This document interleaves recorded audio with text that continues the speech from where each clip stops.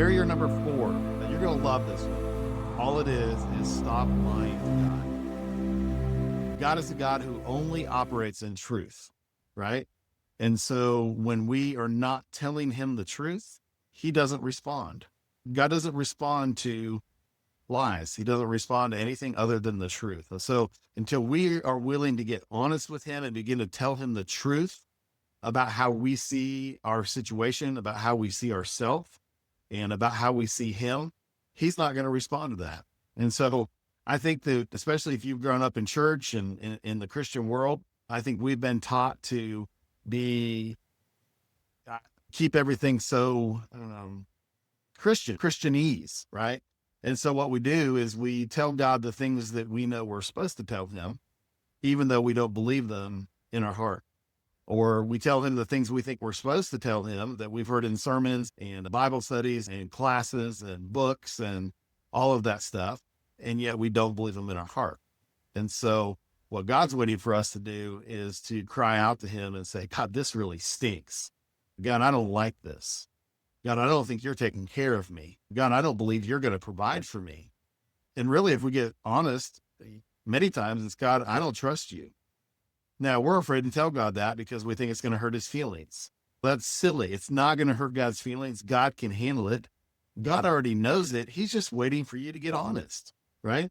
And so when you get honest and you begin to tell him the truth, and in that truth, then you ask him, and I talked about this in one of my earliest videos that I did probably 3 weeks ago, the difference between reality and truth. And so what seems real or true to us is our reality. And what we need to do then is tell God, here's my reality. Here's how I see this. This is how I understand this. This is what I'm thinking. This is what I believe. And that's telling him our reality, or it's our truth. And then when we do that, then we can say, okay, God, but will you tell me the truth? Because God is the truth. He has all truth. He's the source of all truth. And so when we get honest with him and then let him respond to us and tell us the real truth, then we'll hear his voice. Okay. So barrier number 4 is lying to God or not telling God the truth. And so I just want you to think about that the next time you go to God. Don't hesitate to pour out with him what you're really feeling, what you're really thinking, and how you really view things. And then stop and say, okay, God, so that's how I'm seeing things. That's my reality. But God, will you tell me now what's true? And I think you'll be surprised when you get honest with him, how much you begin to hear his voice. Okay. So again, in those situations, I think a great practice that will help this work better for you is to begin to write those things down. Write down even what your reality is and what you're telling God.